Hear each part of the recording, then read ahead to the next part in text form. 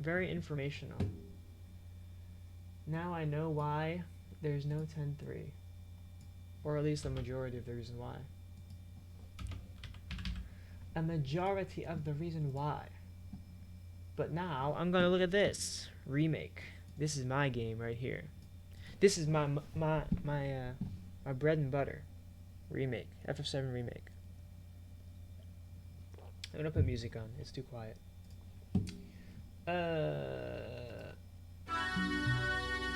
Cool. Good song. Alright. So. Yeah, apparently there was an interview. Yeah. Apparently there was an interview or article 2 days ago. I guess it's an interview, kinda. So, FF7 Remake. Square Enix on making the Yuffie DLC and tantalizing hints about Part 2. So they're gonna talk. Okay, cool. Square's Motomu Toriyama and Naoki Hamaguchi reflect on episode of Intermission DLC. Very fun, very cool, very nice addition to the remake story. Also seems to be setting up for future parts. While also looking ahead to the future! Part 2 soon, maybe next year. Just kidding. It'd be cool if it was next year. Alright, so, a little less than a month ago, Square released FF7 Remake Integrated for PS5, yes. It's very nice. It upgraded all those pescadores, yeah. True. Where's the picture? Just give me the picture. Yeah, look at that. Look at that. What a glow up. No, not this one. What a glow up, dude. What a glow up. It was worth it. Waiting for Intergrade, definitely worth it just for that alone. Oh, here we go. Yeah, look, Remake sold 5 million. And this is part 1. Like, they're making a lot of money on this game. They're making a lot of money on this game. Alright, its biggest selling point was definitely the DLC episode starring Yuffie. FF7's high energy ninja from Butai. Yep, she's very cool. They did a really good job with Yuffie. They really captured her personality to perfection in the DLC. Yuffie's episode received strong reviews from multiple publications, which lauded its fresh take on the established combat system, its world building, and of course, Yuffie herself. It proved to be a microcosm for both the strengths and weaknesses of Remake. Its sparkling world building occasionally undercut by sequences that could be slow and repetitive. Yeah, I guess so. Happily, Yuffie's story generally moved briskly. Yeah, a lot of the story was pretty fast, to be honest. Some of the combat, especially, I would say. Her combat's really good. Never quite outstaying its welcome, while also offering a tantalizing taste of what's to come in Part 2, which is now in full production. Let's go. Let's go. I wonder if they're going to just call it Part 2, or if they're going to be like, call it something else. Like a FF7 Remake, I don't know, reunion. Reunion. Any reunioners?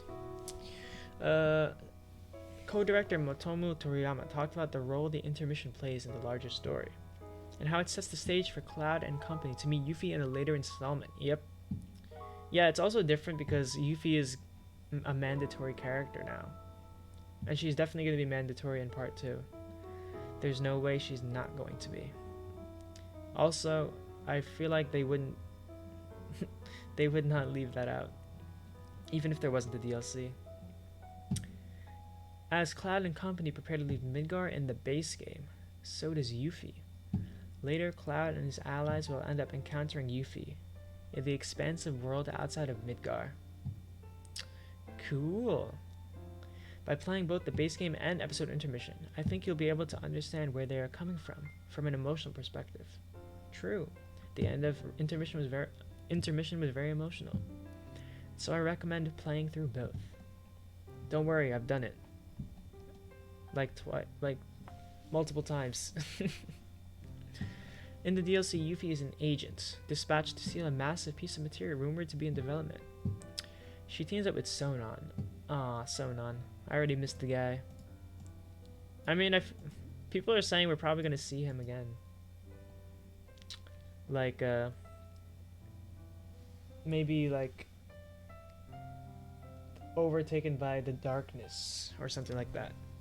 The void. We'll see. I wouldn't put it out of the picture. Staff-wielding series newcomer, who mostly reacts to Yuffie's rapid pattern of quips with dry sides.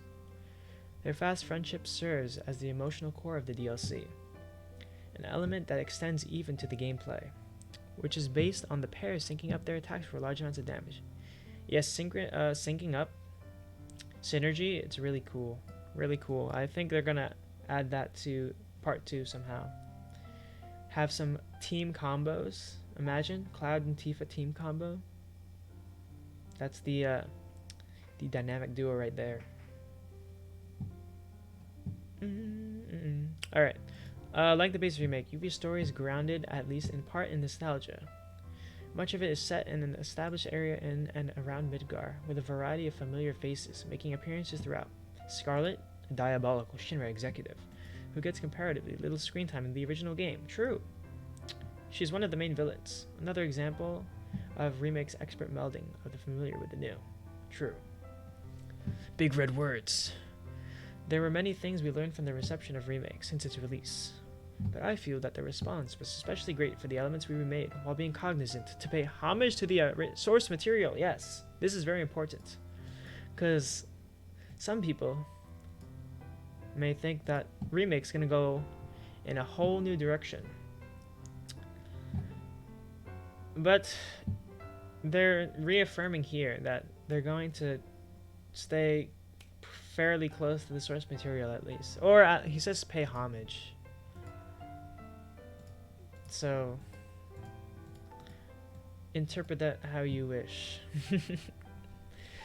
But I think they're gonna stay fairly close to how the main story in the original went. And I recall players' reactions were very positive. Positive for me, at least. I know that much. Says the co-director Naoki Hamaguchi. I don't want to limit it to just this title.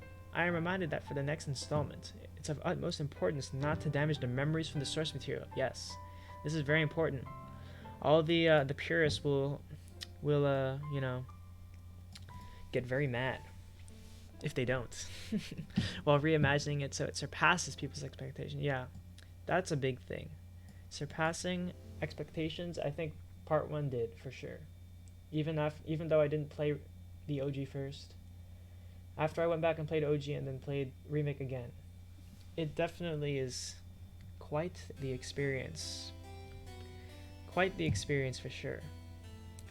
A lot of very nice added details, a lot of nice expanded parts of stories that were in the original.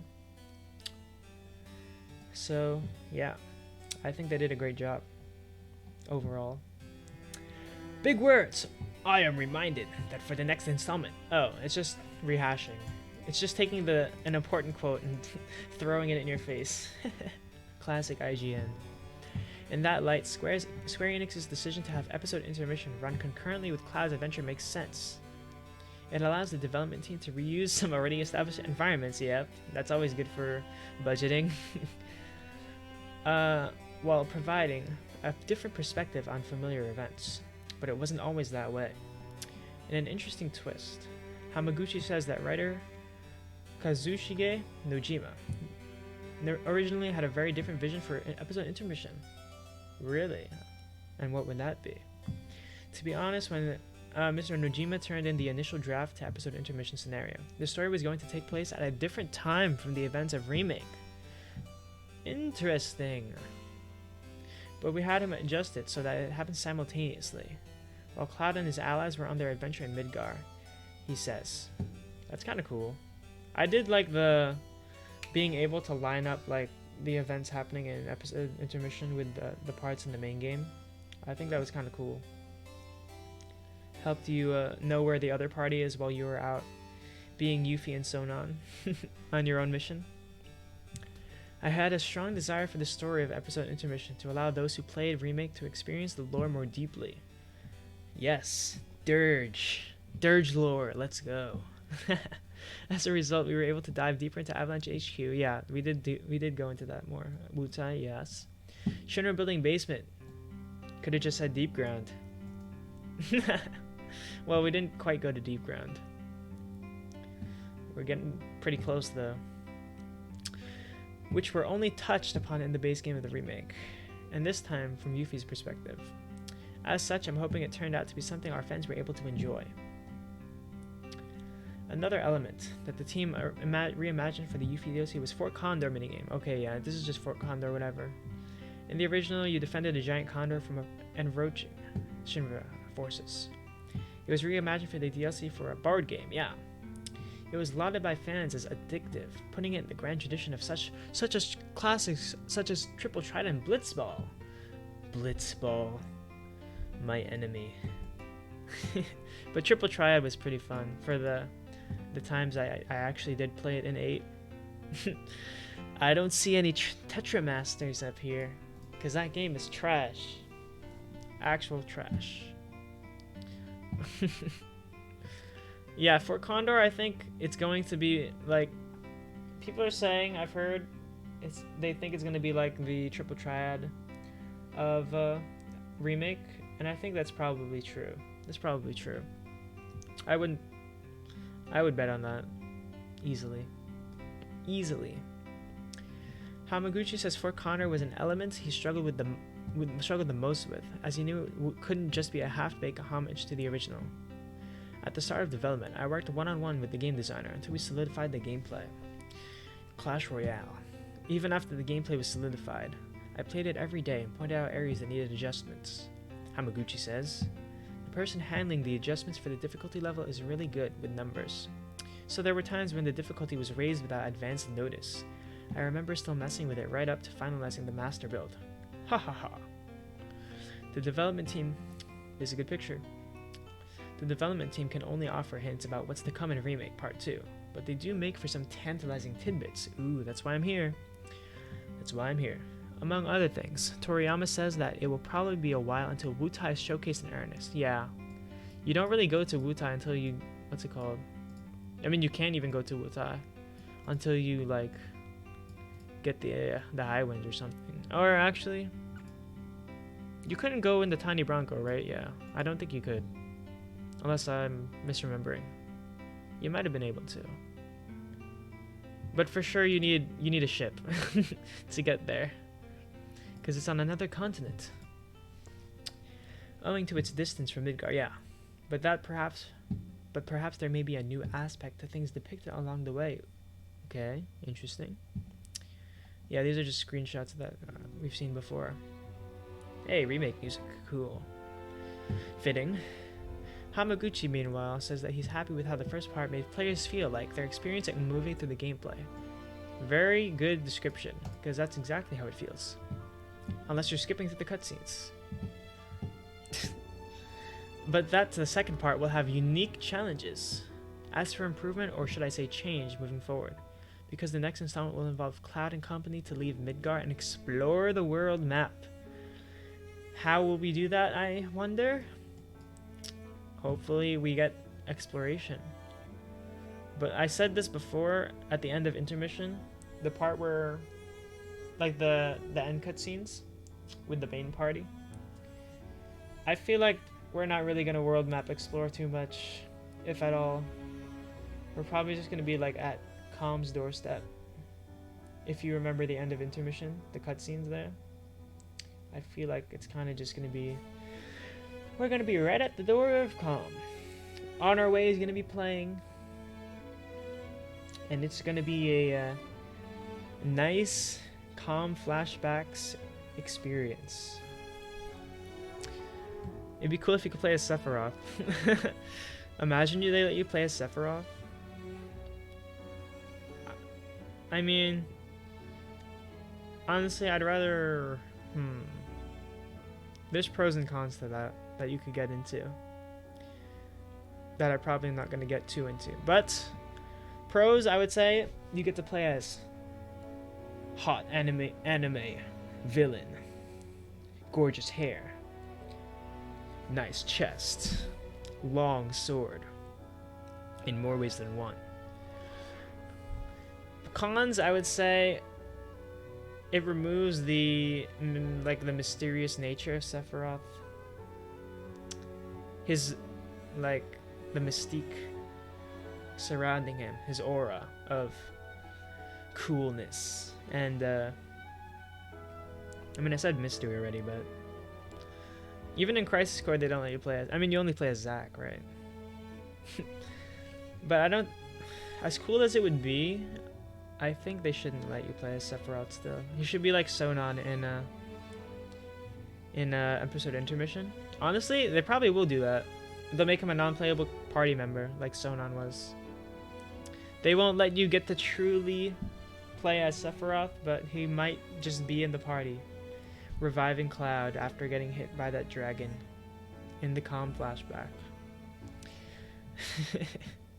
Casting Life 2. Our next challenge will be to create gameplay that leverages the vastness of the world, or in Remake Arise, unlike what we did in this current title. Interesting. Gameplay that leverages the vastness of the world.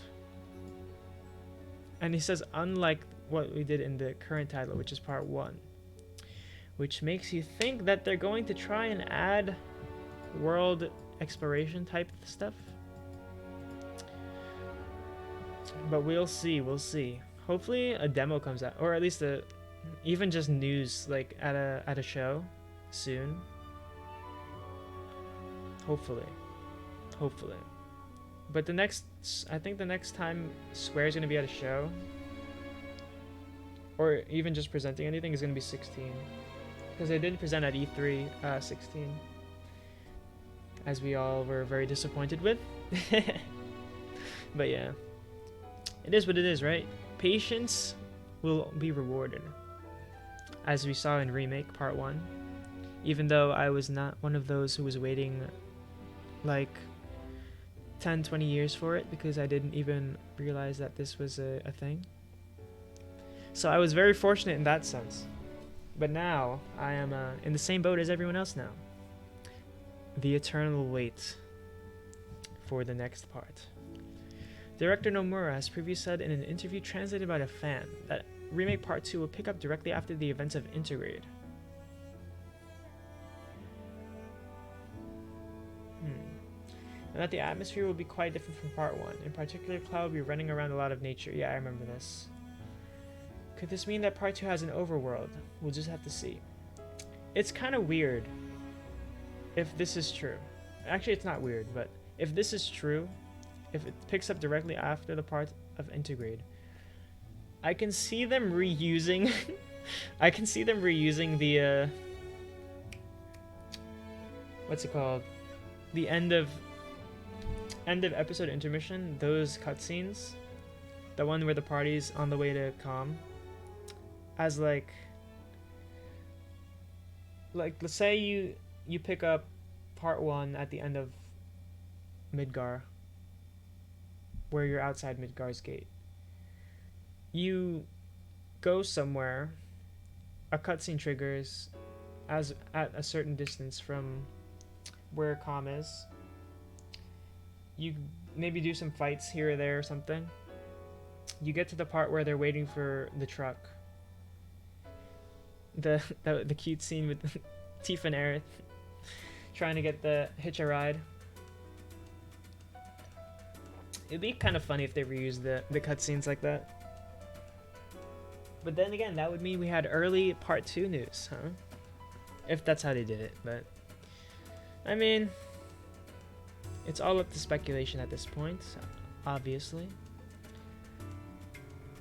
But I felt like Intermission. I felt like Intermission. I'm thinking about it. Not this. End of Intergrade. Is Intergrade technically mean only the updated base game or the inclusion of the DLC? Because technically Intergrade is just the base game. unless the translation is incorrect and it was implied integrate meaning all of the new PS5 stuff. Oh well. There's not too much to go off of, so I'm just gonna leave it there. I've said multiple times what I think already. The first one, actually, originally before Integrate and episode Intermission came out, I said that I think that part 2 was gonna open up at like right after or at the same time as the end cutscene of remake base game, where like the part where the party passes by the like vision of Zack and Cloud making their way back to Midgar, and then Hollow starts playing, and Aerith's like, I miss it, the Steel Sky. But then after Intermission came out, I was like, huh, maybe it could pick up right at the doorstep of Calm. And now I'm confused and I don't know anymore. It would take away the experience of walking to Calm, which was kind of cool. Leaving Midgar is kind of a cool thing in OG, especially for me because I played Remake first. FF7 to me was just Midgar at that point. So once I left Midgar, I was like, wow, like we're going into this whole new big world. So I feel like I would want to keep that in the game. The experience of leaving Midgar and going to Calm in the overworld. Rather, as opposed to just knocking on Calm's doorstep at the beginning of the game. But yeah, we'll just have to see, as it says here. In any case, Remake continues to be a roaring success, with Yuffie's story once again demonstrating the love and care Square Enix has taken in translating its most popular game for the modern era. You can read our review. No. Yeah, apparently there was supposed to be the pole dance 16 in Honeybee Inn. I'm not going to go into that. That's, I mean, everything you need to know is right there. Wow. The author's favorite character is Yuffie. What's up, Willian? You made it just in time. I finished looking at everything that wasn't FF12. Unless you wanted to see that, then sorry, you're just a little bit late. But yeah, that's about everything I wanted to look at for this. Nice though, getting good old constant updates on the game.